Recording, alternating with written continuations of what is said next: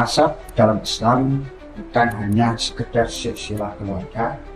Nasab adalah ilmu syariat yang pastinya memiliki metodologi, standar, dan otoritas ulama yang berwenang menilai keabsahannya. Karena itulah penetapan nasab dalam Islam mempunyai disiplin kajian yang ketat, bukan berdasarkan asumsi atau klaim pribadi.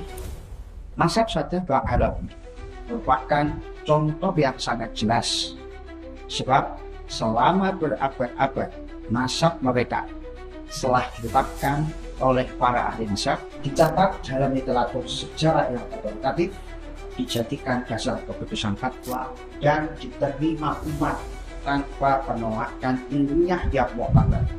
Dalam pembahasan kali ini, kami bertiga akan menelaah ketetapan nasab Sadafah Alawi dalam sudut pandang ijma dalam diskursus ilmu usul fikih, dan kita akan menyaksikan bagaimana kaidah usul fikih, logika, sejarah, dan ilmiah saling menguatkan dalam menetapkan keabsahan nasab Sadafah Alawi. Agar pembahasan kita runtut, kita harus memahami dahulu apa itu ijma, siapa yang berhak menetapkannya, dan bagaimana kekuatan ijma dalam ilmu usul fikih.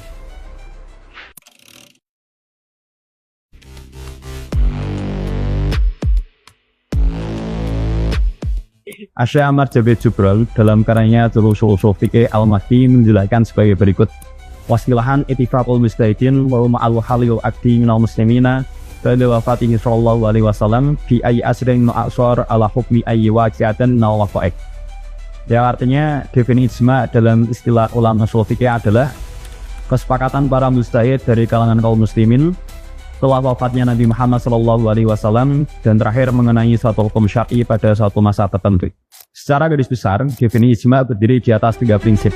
Prinsip pertama, ijma hanya milik para mujtahid. Mereka adalah ulama berkompeten yang memahami dalil, ayatul ahkam dan adilatul ahkam, memahami kaidah ushul fikih dan kaidah fikih, memahami metodologi ijtihad dan berbagai bidang ilmu lainnya, termasuk memahami masalah ijma dan masalah khilaf. Hanya pendapat mereka yang memiliki otoritas tertentunya ijma. Prinsip kedua, ijma hanya terjadi setelah wafatnya Nabi Muhammad SAW. Karena selama beliau hidup, wahyu adalah rujukan tunggal. Setelah beliau wafat, ulama lah yang menetapkan kesepakatan hukum alias ijma. Prinsip ketiga, pendapat setelah mujtahid tidak masuk dalam ijma. Opini orang awam, pengamat internet, akademisi tanpa sanad keilmuan, blogger, youtuber, atau peneliti amatir meskipun viral tidak memiliki kedudukan dalam terwujudnya ijma.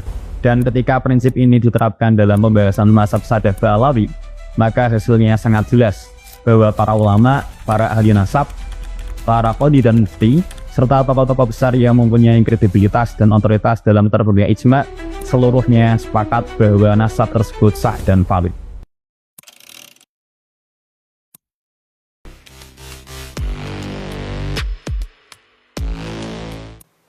Allah Subhanahu wa taala berfirman dalam surah An-Nisa ayat 119, "Wa man yushaqiqir rasuula min ba'di ma tabayyana lahu al-huda wa yattabi' ghayra sabili mu'minin nuwallihi ma tawalla wa nuslihi jahannam wa sa'at masir."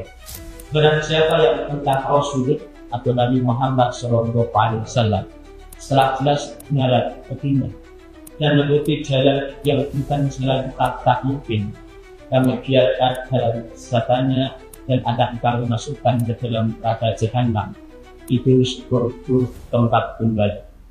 Ayat ini memberikan ancaman bagi siapapun yang menentang Rasul dan menyelisihi jalan kaum mukminin, yaitu kesepakatan ulama. Para ulama memahami jika Allah mengancam mereka yang menentang kesepakatan ulama atau ijma, maka kesepakatan ulama tersebut adalah kebenaran. Landasan ini diperkuat oleh hadis Nabi Muhammad SAW, "La tastami'u ummati ala dhalalatin", yang artinya umatku tidak akan bersepakat di atas kesesatan.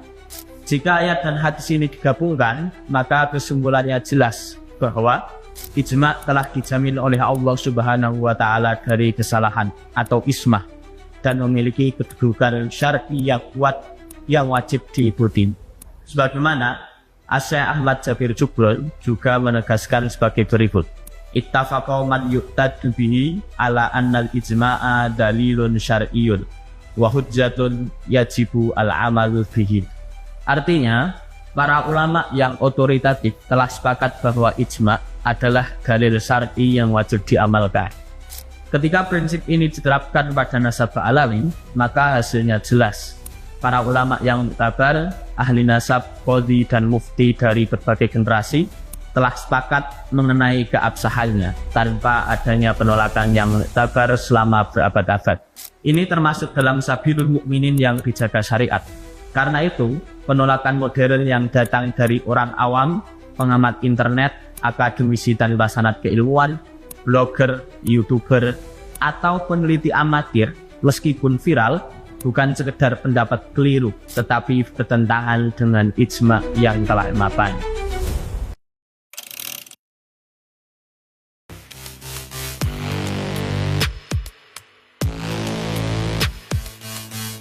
Untuk memahami bagaimana ijma' nasab sadar Ba'alawi terbentuk, kita harus memahami dua kaidah berikut.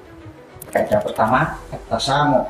Dalam metodologi fikih ditegaskan bahwa at-tasamu' adalah salah satu metode penetapan nasab yang telah disepakati atau ijma' oleh 4 mazhab.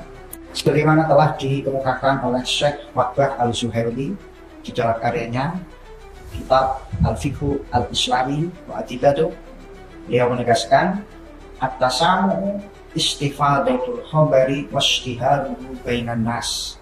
Tasamu adalah tersebarnya suatu kabar hingga menjadi terkenal di kalangan masyarakat. Waqad ittafaqa fuqaha'ul madzahibil arba'ati ala jawazi isbatin nasabi bi syahadatis sama'i. Dan para fuqaha dari 4 mazhab sepakat bahwa nasab boleh ditetapkan berdasarkan kesaksian yang dikenal. Kaidah kedua, ijma' tidak harus diumumkan secara lisan. Dalam metode usul fikih, ijma' tidak harus diumumkan secara lisan.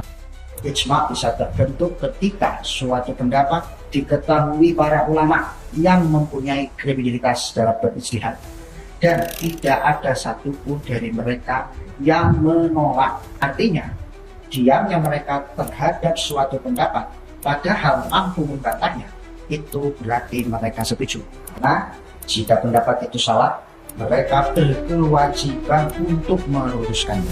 Dalam konteks nasab sadar Ba'alawi, sejarah membuktikan bahwa nasab mereka sudah tervalidasi, tersebar luas atau istifadah, dan diketahui semua kalangan atau suku. Keabsahan ini telah diverifikasi oleh ulama ahli sejarah seperti Al-Imam Al-Janadi, Al-Imam Al-Wafi'i, dan juga ulama muktabar lainnya. Dan faktanya, tidak ada satupun bantahan dari semua ulama sebelum dan setelah penulisan.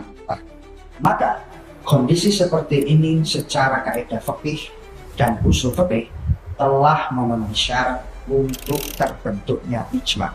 Menariknya, ijma' nasab sadar Ba'alawi terus berlanjut, bahkan ditegaskan oleh para ulama muktabar generasi selanjutnya.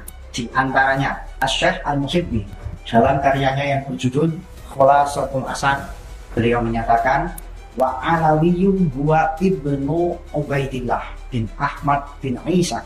Ba'alawi adalah keturunan Ubaidillah bin Ahmad bin Isa. Fa innahu jadduhum al-akbar al-jami'u li nasabihim. Beliau seorang leluhur terbesar yang menjadi titik penyatuan nasab mereka.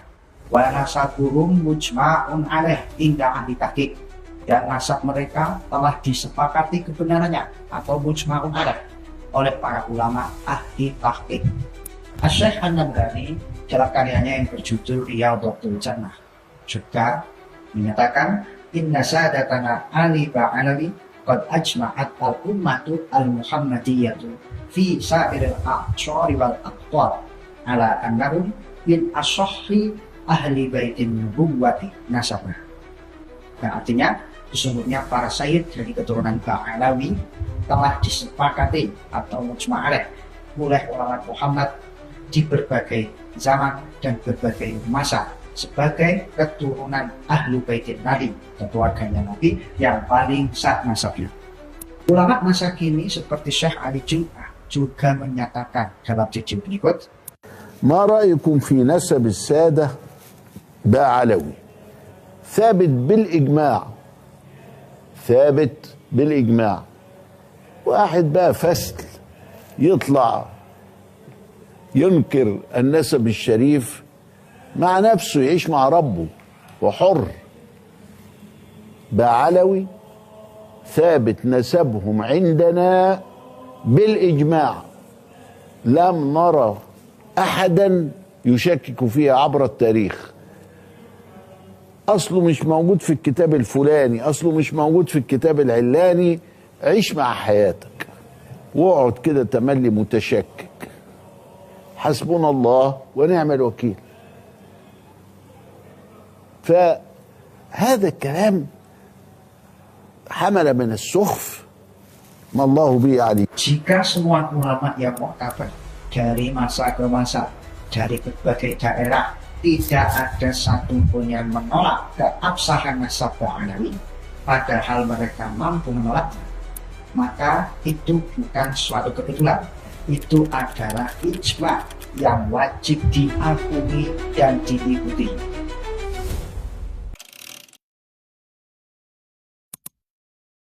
Apa konsekuensinya setelah ijma terbentuk? Dalam kaidah usul fikih, para ulama menegaskan bahwa ijma yang sudah terbentuk pada suatu masa tidak hanya berlaku bagi generasi saat itu, tetapi juga mengikat generasi setelahnya. Sesuai dalam kaidah usul yang terapkan, yaitu anna ijma'a ay asrin hujjatun liman ba'dahum. Artinya adalah sesungguhnya ijma pada suatu masa merupakan hujjah bagi generasi setelahnya. Artinya kalau para ulama abad ke-5 Hijriah sepakat terhadap satu perkara, maka kesepakatan itu tetap berlaku untuk ulama abad ke-10, abad ke-15 dan seterusnya. Dan andaikan muncul kesepakatan baru telah terpenuhi ijma pertama, maka ijma yang muncul belakangan tidak sah dan tidak bisa membatalkan ijma yang telah lebih dahulu ditetapkan. Sebagaimana disebutkan kaidah usul, wa anna ijma al-asli asani la yusqitu an ijma al-awal, ya adami sihatihi wa iqtidai syar'an. Walima takarrara annahu ayat ijma' dalilun qat'iyun fala yu'aradu bi ijma'in yudagi wala bi dalilin afati. Artinya adalah sesungguhnya ijma' pada masa kedua tidak dapat membatalkan ijma' yang pertama, karena ijma' tersebut atau yang kedua tidak sah dan tidak dianggap secara syar'i. Selain itu, telah ditetapkan bahwa ijma' merupakan dalil qat'i, sehingga tidak bisa ditentang oleh ijma' baru yang berlawanan dan tidak pula oleh dalil yang lainnya. Dalam konteks nasab sadah Alawi, prinsip ini membawa satu makna penting. Ijma' para ulama tentang sahnya nasab sadah Alawi sejak abad-abad awal tetap berlaku dan mengikat umat Islam hingga saat ini dan seterusnya. Kesepakatan ilmiah yang bertahan selama ratusan tahun tidak bisa gugur hanya karena muncul pendapat baru, penelitian pribadi atau opini publik yang tidak berdasarkan metodologi ilmu syariat. Karena itu, siapapun yang menolak nasab sadah Alawi hari ini, sejatinya bukan sedang menolak satu garis keturunan, tetapi sejatinya sedang menolak kesepakatan ulama selama lebih dari 1000 tahun. Para ulama usul menyebutkan dengan tegas bahwa kharqul ijma' haramun minal kabair. Artinya adalah melanggar ijma' itu haram dan termasuk dosa besar. Kaidah ini berlandaskan pada ancaman Allah dalam firman-Nya An-Nisa ayat 115 yang berbunyi wa man yushaqiqir rasula min ba'di ma tabayyana lahul huda wa yattabi' ghayra sabilil mu'minin nuwallihi ma tawalla wa nuslihi jahannam wa sa'at masiran. Artinya ayat ini menunjukkan bahwa menentang ijma' para ulama adalah penyimpangan yang serius. Karena itu, ketika para ulama muktabar telah sepakat selama berabad-abad terkait sahnya nasab sadah Alawi, maka menolak kesepakatan itu adalah tindakan yang sangat berbahaya dalam tinjauan syariat.